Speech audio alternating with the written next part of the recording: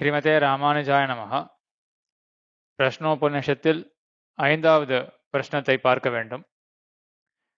6 பிரஷ்னங்கள் உள்ளன. பிப்பலாதர் என்ற முனிவரை அண்டி 6 சிஷ்யர்கள் 6 பிரஷ்னங்களை கேட்டார்கள். முதல் பிரஷ்னம் பரபிரம்மத்தை பற்றி நேரவே. அதற்கு பிறகு 5 பிரஷ்னங்கள் ஜீவாத்மா ஸ்வரூப சோதனம், ஜீவாத்ம ஸ்வரூபத்தை நன்றாக விளக்குவதற்காக வந்தவை. அந்த பிரஷ்னங்களினுடைய உத்தரம் விடைகளிலும் பரபிரம்ம பிரஸ்தாவம் இருக்கும். ஆனால் நேர பரபிரம்ம பிரஸ்தாவம் கிடையாது. ஜீவாத்மாவை பற்றியோ இல்லாட்டி அதனுடைய உபகாரம் பண்ணக்கூடிய உபகரணங்கள் பற்றின பிரஷ்னத்தினுடைய விடையில பகவானை பற்றியும் சொல்லப்படும். அந்த ரீதியில 4ஆம் பிரஷ்னத்துல சௌரியாயணி என்பவர் பிப்பலாதர ஜீவாத்மாவுடைய சுவாபதசையை பற்றி கேட்டார். அந்த சொப்ன பதார்த்தங்கள் கூட பகவானால தான் சிருஷ்டிக்கப்படுகின்றன, அவையும் கூட பகவானைத்தான் ஆதாரமாக கொண்டவை அப்படின்னா 4வது பிரஷ்னத்திலும் பரபிரம்மத்தினுடைய பிரஸ்தாவம் இருந்தது. ஆனால் ஜீவாத்மா வழியாக தான் பரபிரம்மத்தை பற்றின பிரஸ்தாவம் ஏற்பட்டது. இந்த 5வது பிரஷ்னம் இதுல முக்கியமா பரபிரம்மத்தை பற்றினது தான் உபாசனத்தை பத்தி, ஜீவாத்மா செய்ய வேண்டிய உபாசனத்தை பத்தி, பிரணவத்தை கொண்டு பரபிரம்ம உபாசனம் ஜீவாத்மா எப்படி செய்கிறான் 3 விதமா பிரித்து இந்த பிரஷ்னத்திலே நாம் அறியலாம். ஹரிஹி ஓம். அத்தஹைனம் சைபிய சத்யகாம பப்ரச்ச. 5வதாக சத்யகாமர் என்பவர். சத்யகாம பிரஷ்னஹா அப்படின்னு வேதாந்தத்துல ரொம்ப பிரசித்தம். ஏன்னா இந்த 5வது பிரஷ்னத்தை பற்றி ஒரு அதிகரணமே இருக்கு. ஈக்ஷதி கர்ம விபதேஷாத் சஹா அப்படின்னு முதல் அத்தியாயத்தினுடைய 3வது பாதத்தில் வரக்கூடிய ஒரு அதிகரணம். அது இந்த 5ஆம் பிரஷ்னத்தை பற்றினதுதான். அந்த ஷைபியர் சத்யகாமர் அவர் கேட்கிறார், ச யோகவை தத் பகவன் மனுஷேஷு பிராயணாந்தம் ஓங்காரம் அபித்யாயீத கதமம் வாவசத்தேன லோகம் ஜெயதி இதி. இவர் நேர ஓம்காரம் ஆகிற பிரணவத்தை பத்தி நேர கேட்கிறார். போன பிரஷ்னத்தோட இங்க நேர தொடர்பு படுத்தாமல் அவருக்கு தனியா ஒரு சந்தேகம் ஏற்படுறது. ஓங்கார உபாசனம் அப்படின்றது பிரசித்தமா இருக்கு. அப்படிப்பட்ட ஓங்கார உபாசனத்தை, பிரணவ உபாசனத்தை பிராயணாந்தம் மரண பரியந்தம் உபாசனம் செய்யக்கூடிய அந்த மனுஷனுக்கு கதமம் லோகம் ஜெயதி, எந்த லோகத்தை அவன் வெல்கிறான், எந்த லோகத்தை சென்றடைகிறான் அப்படின்னு கேட்க பிப்பலாதர் பதில் உரைக்கிறார். தஸ்மை சஹோவாச்ச ஏதத் வை சத்யகாம பரம் ச பிரம்ம எது ஓங்காரா. அந்த பிப்பலாதர் அந்த சத்யகாமருக்கு பதில் உரைக்கிறார், பரம் அபரம் அப்படின்னு 2 விதமா பிரம்மம் இருக்கு. அப்படிப்பட்ட 2 வித பிரம்மத்தை சொல்லக்கூடியதுதான் ஓங்காரம். பரம்பிரம்மம் அப்படின்றது ஒண்ணு இருக்கு, பகவான். அதன் அபரம் பிரம்ம என்றால் காரிய பிரம்மம், காரண பிரம்மம். காரண பிரம்மம் அதுதான் பகவான். காரிய பிரம்மம் அப்படின்றதும் பகவான் தான். என்னன்னா காரிய உருவத்துல இந்த லோகமாக பிரபஞ்சமாக இருக்கிற பிரம்மம், அதற்கும் காரண உருவத்துல உள்ளுரை பொருளான பிரம்மம், அதுதான் பரம்பிரம்மம் அபரம்பிரம்மம் என்று சொல்லப்படுகின்ற பிரம்மத்வயங்கள். 2 பிரம்மம் 2 கடவுள் இருக்கு அப்படின்னு நினைக்க வேண்டாம். அந்த பிரம்மம் ஒன்றுதான். அதுவே காரிய ரூபமாகவும் காரண ரூபமாகவும் இருக்கு. அப்படிப்பட்ட பிரம்மத்தை சொல்லக்கூடியதுதான் ஓங்காரஹா என்கிற பிரணவம். தஸ்மாத் வித்வான் ஏதேன ஏவ ஆயத்தனேன கதரம் அன்வேதி. ஆகையினால இந்த வித்வான் ஓம்கார உபாசனத்தை பண்ணிக்கொண்டு சொல்லப்பட்ட 2 பிரம்மத்தில் ஒன்றை இவன் போய் சேருகிறான், பரபிரம்மத்தையோ அபரம்பிரம்மத்தையோ. 2 பிரம்மம் அப்படின்னு சொன்னார். ஆனா மனுஷனை 3ஆக மேல பிரிக்க போறார். 3 விதமாக ஓங்கார உபாசனத்தை 3 விதமான மனுஷர்கள் பண்ணி பரம்பிரம்மத்தையோ அபரம்பிரம்மத்தையோ போய் அன்வேதி கிட்டுவர்கள். ச எதி ஏகமாத்திரம் அபித்யாயீத ச தேனைவ சம்வேதிதா தூர்ணமேவ ஜகத்யாம் அபிசம்பத்யதே. மனுஷன் ஒருகால் அந்த பிரம்மத்தை ஓம்காரம் அப்படின்ற ஒரு மாத்திரையினால, ஒரு மாத்திரா அப்படின்னு நான் சொல்லுகிற பொழுது, குரில் நெடில் சொல்றோம் இல்லையா, குரில் அப்படின்றதுக்கு ஹ்ரஸ்வத்துக்கு 1 மாத்திரா, நெடில் தீர்க்கத்துக்கு 2 மாத்திரை. அதற்கு மேல புளுத்தம் அப்படின்னு சம்ஸ்கிருதத்துல இருக்கு, அளபெடை அப்படின்னு தமிழ்லயும் இருக்கு. செந்நிறி அப்படின்னு அருளி செயல வரும். அதெல்லாம் அளபெடை. அதுக்கு 3 மாத்திரை அது ஒலிக்க வேண்டும். இப்படி பிரணவத்தை ஒரு மாத்திரையினால் உபாசனம் பண்ணானே என்றால் தேனையோ சம்வேதிதா தூர்ணமேவ ஜகத்யாம் அபிசம்பத்யதே. அந்த ஒரு மாத்திர உபாசனத்தினாலேயே சம்வேதிதா லப்த சத்தாகா அப்படின்னு வியாக்கியானம் பண்றார். அதனால சத்தை பெற்றவனாக ஆகிறான். தூர்ணமேவ சடக்கென்று ஜகத்யாம் அபிசம்பத்யதே, இந்த ஜகத்திலே நன்றாக சிரேஷ்டனாக விளங்குகிறான். இதுபோல ஆழ்வார், திருமங்கை ஆழ்வார் இந்த மாதிரிலாம் பலஸ்ருதி அருளி செய்வர். கடமாறுங்கழுங்கரில் வல்லான் வெல்போர் கலிகன்றி ஒளி செய்த இன்ப பாடல் திடமாக ஐந்தும் ஐந்தும் வல்லார் தீவினை முதலறிய வல்லார் தாமே அப்படின்னு சொல்லுவர். இது திருக்கடல் மல்லை பாட்டு. அதுக்கு முன்னாடி திருநீர்மலை பாட்டுல இந்த பாசுரத்தை கற்றவர்கள் அன்றைய ஆழ்வார் அமருலகே அப்படின்னும் அவர்களுக்கு ஆப்ஷன் கொடுப்பார். இந்த லோகத்தையும் அவர்கள் ஆளலாம், அல்லனா அவர்கள் ஸ்ரீவைகுண்டத்தையும் போய் சேரலாம். எப்போ போய் சேருவார்கள் அப்படின்னா, மதிக்குடை மன்னவரா எடி கூடுவரே, இந்த லோகத்தை எல்லாம் ஆண்டு அதற்கு பிறகு அவர்கள் எம்பெருமான் திருவடிகளை அடைவர்கள் அப்படின்னு இந்த லோகத்துல இருக்கக்கூடிய சமிருத்தி ஆழ்வார் அங்கங்க நிறைய அருளி செய்வர். அங்கெல்லாம் நம்ம ஆச்சாரியர்கள்லாம் கேட்டுப்பா, எதற்காக நம்ம ஆழ்வாரம் நேர மோட்சம்தான் பலன் அப்படின்னு சாதிக்கிறார். ஏன் திருமங்கை ஆழ்வார் இப்படி இந்த லோக ஐஸ்வர்யத்தை பலனாக சொல்றார் என்று கேட்டுக்கொண்டு பட்டர் அருளி செய்வராம். திருமங்கை ஆழ்வாருடைய திருவவதாரத்துக்கு பிறகு ஐஸ்வர்யமும் ஒரு புருஷார்த்தமாக ஆயிடுத்து. ஏன்னா பாகவத கைங்கரியத்துக்கு பயன்பட்டது இல்லையா ஐஸ்வர்யம். ஆகையினால பாகவத கைங்கரியத்துக்கு விசேஷமான ஐஸ்வர்யத்தை ஆழ்வார் அங்கங்க பலமாக, திருமங்கை ஆழ்வார் அங்கங்க பலமாக அருளி செய்கிறார். அந்த கணக்குல ஏகமாத்திர உபாசனம் பண்றவனுக்கு ஜகத்யாம் அபிசம்பத்யதே என்று இந்த லோகத்திலே அவன் சிரேஷ்டனாக ஆகிறான். தூர்ணம் சடக்கென அவன் சிரேஷ்டனாக ஆகிறான். தம் ருச்சகா மனுஷலோகம் உபநயந்தே. அப்படிப்பட்ட அந்த மனுஷியனை மறுபடியும் இந்த மனுஷ லோகத்துக்கு தான் அவர்கள் அழைத்து வருவார்கள். ஆக இவனுக்கு என்ன பலம் அப்படின்னா, காரிய பிரம்மம் தான் பலம். 3 புருஷ அதிகாரிகள் அப்படின்னு பார்த்தோம். அவர்கள் பெறக்கூடியது என்னன்னா, பரம்பிரம்மத்தையோ இல்லாட்டி அபரம்பிரம்மத்தையோ பெறுவார்கள். அபரம்பிரம்மம் தான் பிரபஞ்ச ரூபமான இந்த காரிய பிரம்மம். காரிய பிரம்மம் அப்படின்றது பிரபஞ்சத்துக்கு அந்தர்யாமியா இருக்கிறதும் பிரம்மம் தான். அந்த காரிய பிரம்மத்தை தான் இவர்கள்லாம் அடைவர்கள். யாரு? இந்த முதல் சொல்லப்பட்ட அதிகாரி. ஒரு மாத்திரை பிரணவத்தை உபாசனம் செய்யக்கூடியவன் அவன் மறுபடியும் மனுஷலோகத்தை அடைகிறான்.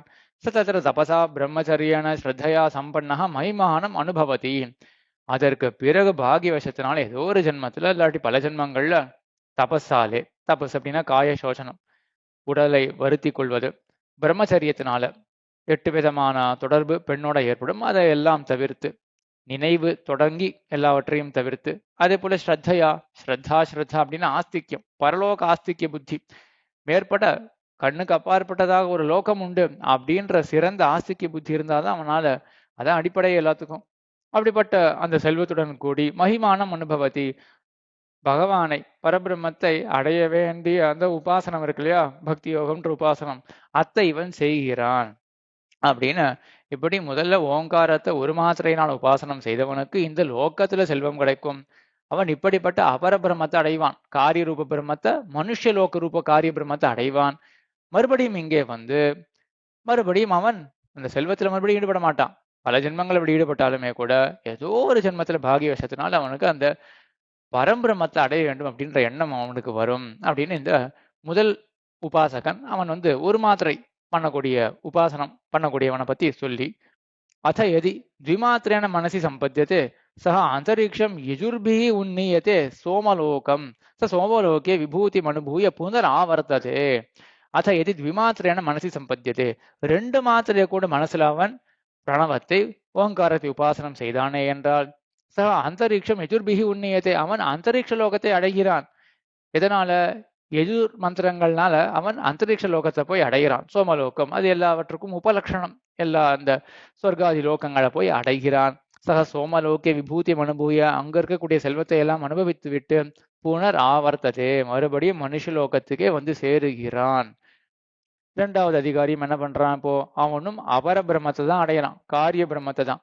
ஆக உபனிஷத்து என்ன பண்றதுன்னா, காரிய பிரம்மம் அது அபர பிரம்மம், பரம் பிரம்மம் காரண பிரம்மம். இந்த காரிய பிரம்மத்தை 2ஆக பிரிக்கிறது. இகலோகம், இந்த லோகம் பூமி, அதையே ஒரு பலனாக சொல்றது. அந்தரிக்ஷம், அது ஆமுஷ்மிகம், அதுவும் காரிய பிரம்மத்தில் அடங்கினது தான், அதையும் ஒரு பலனாக சொல்றது. ஆக காரிய பிரம்மத்தை அடையக்கூடிய அதிகாரிகள் இருவர். கடைசி அதிகாரி அவன் என்ன பண்றான்னா காரண பிரம்மத்தை அடைகிறான், அதாவது மோட்சத்தை பெறுகிறான். எஃப் புனரேத்தம் திரிமாத்திரேன ஓமித்யேதேனைவ அக்ஷரேன பரம்புருஷம் அபித்யாயீத சக தேஜசி சூரியே சம்பன்னः யதா பாதோதரः त्वचा வினிர்முச்யதே ஏவம் ஹ வை ச பாப்மனா வினிர்முக்தः ச சாமபிஹி உன்னீயதே பிரம்மலோகம். பிரம்மலோகத்தை போய் அடைகிறான். பிரம்மலோகம்னா பிரம்மாவினுடைய லோகம், சதுர்முகனுடைய லோகம் நினைக்க கூடாது. பிரம்மலோகம் அப்படின்னா பரபிரம்மத்தினுடைய லோகமான ஸ்ரீவைகுண்டம், இல்லாட்டி பரபிரம்மம் ஆகிறதே ஒரு லோகம். லோக்கியதே இது லோகா பலம் அப்படின்னு சொல்லுவார்கள். அதுவே ஒரு பலம், அதுவே ஒரு பயன். அந்த பரபிரம்மத்தை போய் அடைகிறான். எப்படிப்பட்டவன்? திரிமாத்திரேன ஏக்கேன அக்ஷரேன பரம் புருஷம் அபித்யாயித. இந்த அக்ஷரத்தினாலேயே 3 மாத்திரைகளை கொண்டு, அதாவது 3 மாத்திரைகள்னா இந்த பிரணவத்தை ஹ்ரஸ்வமா குறிலாக உச்சாரணம் பண்ணி கொண்டு நினைத்து கொண்டு உபாசனம் பண்ணலாம். இந்த பிரணவத்தையே த்விமாத்திரேன தீர்க்கமாக உச்சாரணம் பண்ணி கொண்டு உபாசனம் பண்ணலாம். திரிமாத்திரேன இன்னும் கொஞ்சம் நீட்டி உபாசனம் பண்ணலாம். அப்படி உபாசனம் பண்ணக்கூடியவன் அவன் என்ன பண்றான் அப்படின்னா தேஜசி சூரிய சம்பன்னஹா, தேஜஸான சூரியன் இடத்துல போய் அவன் சேருகிறான். தேஜஸ்னா இங்க என்ன? பரமாத்மா தான். அப்படி எப்படி அதுக்கு ஒரு திருஷ்டாந்தம் என்ன சொல்லப்படுறது அப்படின்னா யதா பாதோதரஹா, பாதோதரஹானா பாம்புன்னு அர்த்தம். உதரம்னா என்ன? வயிறு. பாதம்னா என்ன? கால். பாம்புக்கு தனியா கால் கிடையாது, அதுக்கு உதரமே தான் கால். ஆகையினால பாதோதரஹா அப்படின்னு பாம்புக்கு பேர். அது எப்படி தன்னுடைய தோலை விட்டுட்டு அது நீங்கி அந்த தோலை நீக்கிட்டு அது போகுமோ, அதே போல இவன் என்ன பண்றான்? தன்னை சூழ்ந்து இருக்கக்கூடிய பாப்பங்களை எல்லாம் நீக்கி அதிலிருந்து விடுபட்டு சாமபிகி உன்னியதே அப்படின்னு சாமவேதத்தை சொல்லக்கூடிய புருஷர்களாலே இவன் அழைத்து செல்லப்படுகிறான். எங்க? பிரம்மலோகம், ஸ்ரீவைகுண்டத்தை போய் அடைகிறான். சாமவேதத்தை சொல்லிக்கொண்டு இவர்கள் அழைத்து போவார்கள். அநேகமா அந்த அமானவர்கள்லாம் சாமவேதத்தை சொல்லிக்கொண்டு அழைச்சின்னு போவார்கள் அப்படின்னு தோன்றது வியாக்கியானத்தை பார்த்தா. சாமபிகி உன்னியது அப்படின்னு சாமவேதத்தை சொல்லி கொண்டு போகக்கூடிய புருஷர்கள் சொல்லப்படுறார்கள், அமானவர்கள் தான்.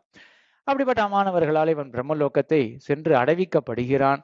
சக ஏதஸ்மா ஜீவகணாத் பராத் பரம் புருஷயம் புருஷம் ஈக்ஷதே.